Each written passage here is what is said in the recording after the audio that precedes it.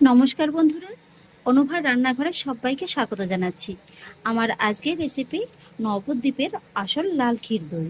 খুবই সহজ উপায়ে দেখিয়ে দেব, যা একবার দেখলে কিন্তু সবাই খুব সহজেই বাড়িতে তৈরি করে নিতে পারবেন।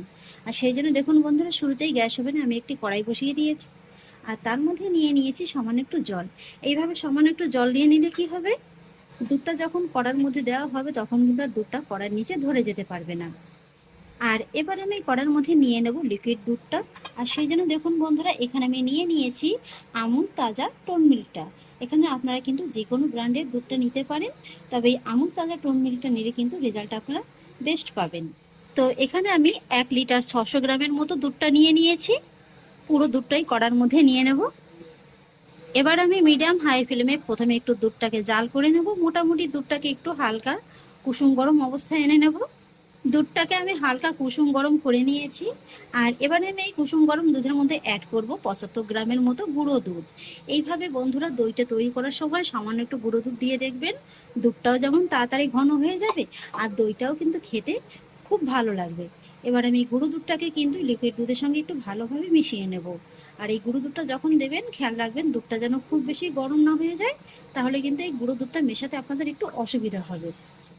গুঁড়ো দুধটাকে আমি খুব ভালোভাবে মিশিয়ে নিয়েছি। আর এবার হাই ফ্লেমে কিন্তু এই দুধটাকে একটু ভালোভাবে জাল করে নিতে হবে। তবে এই দুধটা জাল করার সময় একটা জিনিস শুধু মাথায় রাখবেন, দুধের মধ্যে যে সরটা পড়বে সেটা কিন্তু এইভাবে একটু তৈরি করে নিয়ে তারপর দুধের সঙ্গে মিলিয়ে দেবেন।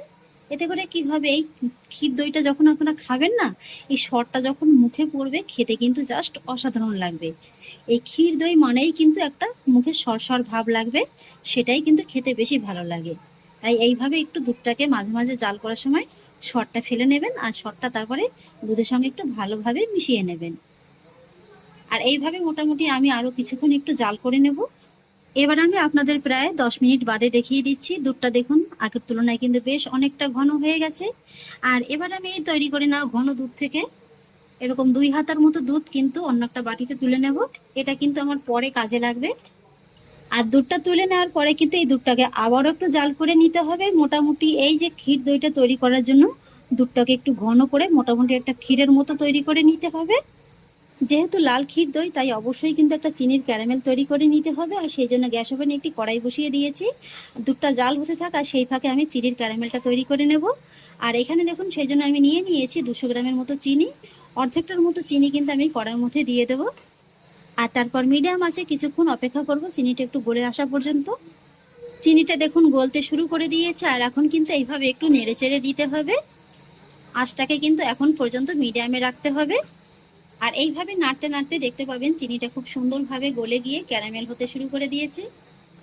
চিনিটা খুব সুন্দরভাবে গলে গেছে। এবার আঁচটাকে একেবারে কমিয়ে দিয়ে এইভাবে অনবরত নেড়েচেড়ে ক্যারামেলটাকে তৈরি করে নিতে হবে।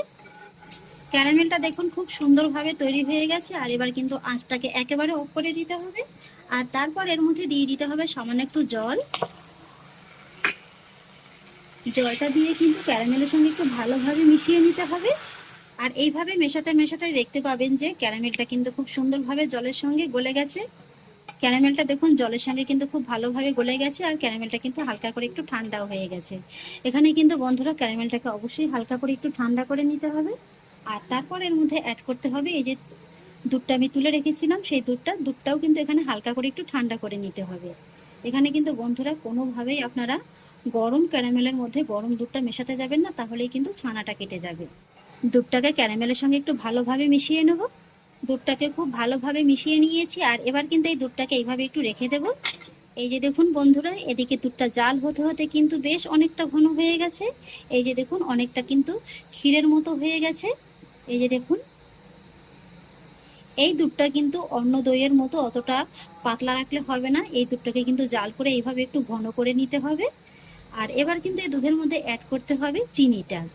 আমি যে বাকি 100 গ্রাম চিনিটা রেখেছিলাম সেই চিনিটা এখন দিয়ে দিচ্ছি। এখানে আমি 1 কিলো 600 গ্রাম দুধের জন্য 200 গ্রামের মতো চিনি নিয়েছি। আপনারা চাইলে কিন্তু কম বেশি করে নিতে পারেন। এখানে আমি যেহেতু গুঁড়ো দুধটা ব্যবহার করেছি, গুঁড়ো দুধ কিন্তু মিষ্টি হয়, তাই কিন্তু চিনির পরিমাণটা একটু কমিয়ে দিলাম। এবার আমি চিনিটাকে হাই ফ্লেমে দুধের সঙ্গে একটু জাল করে নেব মোটামুটি 2 মিনিটের মতো।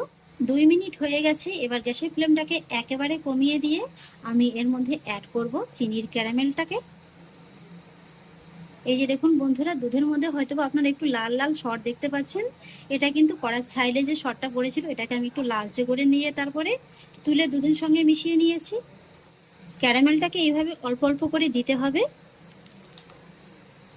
আর তারপরে দুধের সঙ্গে মিশিয়ে নিতে হবে। ক্যারামেলটাকে দুধের সঙ্গে আমি খুব ভালোভাবে মিশিয়ে নিয়েছি। আর এখন দেখুন দুধের মধ্যে কিন্তু খুব সুন্দর একটা লালচে রং চলে এসছে। আর এবার গ্যাসের আঁচটাকে মিডিয়াম লোতে রেখে এই দুধটাকে কিন্তু আরও মোটামুটি 2 থেকে 3 মিনিটের মতো একটু জাল করে নিতে হবে। দুধটাকে আমি আরও মোটামুটি 5 মিনিটের মতো জাল করে নিয়েছি। দই তৈরির জন্য কিন্তু দুধটা আমার একদম পারফেক্টভাবে রেডি হয়ে গেছে। এবার আমি গ্যাসের ফ্লেমটাকে অফ করে দেব। আর তারপরে দুধটাকে কিন্তু এইভাবে একটু অনবরত নেড়ে চেড়ে একটু হাত সব ঠান্ডা করে নেব। এবার এদিকে দেখুন বন্ধুরা, এখানে কিন্তু আমি একটা ছাঁকনির পরে 5 টেবিল চামচের মতো টক দই এভাবে জল ঝরাতে দিয়েছিলাম। এই টক দইটাকে কিন্তু আমি দই বীজ হিসেবে ব্যবহার করব। আপনারা চাইলে কিন্তু মিষ্টি দইটাও দই বীজ হিসেবে ব্যবহার করতে পারেন। এবার আমি টক দইটাকে একটা বোলের মধ্যে নিয়ে নেব আর তারপরে দইটাকে কিন্তু একটু ভালোভাবে ফেটিয়ে নেব। দইটা খুব ভালোভাবে ফেটানো হয়ে গেছে। এদিকে দুধটা হাত ছোঁয়া ঠান্ডা হয়ে গেছে। একটা আঙুল চুবিয়ে যদি 12 সেকেন্ডের মতো রাখতে পারেন তাহলেই বুঝবেন যে দুধটা একদম পারফেক্টভাবে ঠান্ডা হয়েছে। আর এবার আমি দুধের মধ্যে অ্যাড করব এই যে ফেটিয়ে নেওয়া টক দইটা। দুধের সঙ্গে খুব ভালোভাবে মিশিয়ে নেব। দুধের সঙ্গে দইটাকে খুব ভালোভাবে মিশিয়ে নিয়েছি। আর এবার দেখুন দই বসানোর জন্য আমি নিয়েছি এরকম মাটির হাঁড়ি। নবদ্বীপের ক্ষীর দই মানেই কিন্তু মাটির ভাঁড় কিংবা মাটির হাঁড়ি। চেষ্টা করবেন এই ধরনের একটু মাটির পাত্রে বসানোর। একান্তই যদি হাতের কাছে না থাকে সেক্ষেত্রে কিন্তু আপনারা স্টিলের বাটি কিংবা প্লাস্টিকের কাপেও বসাতে পারেন।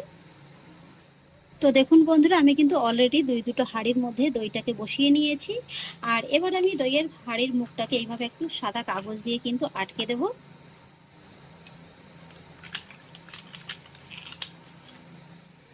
আর এদিকে দেখুন আমি একটা মোটা ভারী কড়াইকে এইভাবে 10 মিনিট একটু ফ্রি হিট গরম করে নিয়েছি।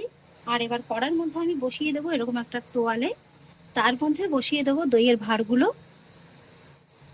তার উপরে এইভাবে একটা থালা চাপা দিয়ে আমি তোয়ালেটাকে এর উপর থেকে এইভাবে একটু ছড়িয়ে দেব। আর তারপর কিন্তু কড়াইটাকে এইভাবে ঢেকে রেখে দিতে হবে। ঢাকার মুখে যদি কোনো ছিদ্র থাকে অবশ্যই কিন্তু একটু কাগজ দিয়ে আটকে দিতে হবে। আর এইভাবে করলে কি হবে জানেন তো, দইয়ের ভাতটা কিন্তু খুব সহজে একদম গরম হয়ে যাবে, কোনো রকমভাবে কিন্তু ঠান্ডা হওয়ার আর চান্স থাকবে না। আর তারপরে এই কড়াইটাকে এইভাবেই রেখে দেবো সারা রাতের জন্য। 12 ঘন্টা বাদে ফিরে এলাম। দইয়ের ঢাকাটাকে তুলে নিচ্ছি।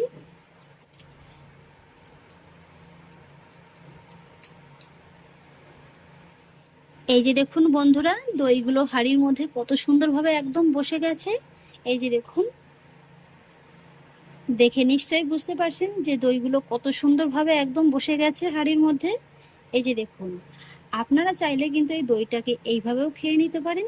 তবে যেহেতু গরমের সময়, আর গরমের সময় তো ঠান্ডা ঠান্ডা দই খেতে বেশি ভালো লাগে, তাই আমি এই দইয়ের হাঁড়িগুলোকে নর্মাল ফ্রিজে রেখে দেবো মোটামুটি 1 থেকে 1.5 ঘন্টার মতো। তাতে করে কি হবে, দইটা কিন্তু আরও খুব সুন্দরভাবে বসে যাবে আর খেতেও ভালো লাগবে।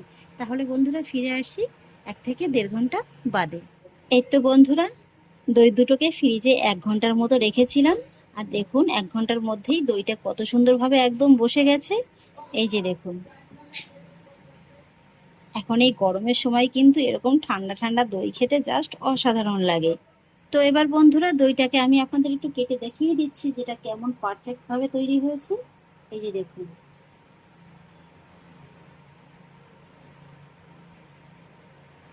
মুখে দিলেই একেবারে কিন্তু রাবড়ির মতো মনে হবে। একেবারে দেখুন ক্ষীরে কিন্তু ঠাসা। এর কারণেই কিন্তু এর নাম হচ্ছে ক্ষীর দই। যেমন দেখতে অসাধারণ তেমনি কিন্তু খেতেও অসাধারণ। একবার খেলে কিন্তু বারবারই খেতে মন চাইবে। তাহলে আশা করছি বন্ধুরা আমার আজকের এই নবদ্বীপের ক্ষীর দইয়ের রেসিপি আপনাদেরও খুব ভালো লেগেছে। ঘরে থাকা মাত্র অল্প কয়েকটা উপকরণই কিন্তু তৈরি হয়ে যাবে। আর আমার আজকের এই দইয়ের রেসিপিটি যদি আপনাদের ভালো লেগে থাকে তাহলে আমাকে অবশ্যই একটা লাইক এবং কমেন্ট করবেন, সেই সঙ্গে বন্ধুদের সঙ্গে শেয়ার করবেন। আর প্লিজ বন্ধুরা, যদি আমার পরিবারের নতুন সদস্য হয়ে থাকেন তাহলে একটা সাবস্ক্রাইব করে পাশে থাকা বেল আইকনটি প্রেস করে দেবেন। ফিরে আসছি এরকমই পরের অন্য কোনো নতুন রেসিপি নিয়ে। সবাই ভালো থাকুন, সুস্থ থাকুন। ধন্যবাদ।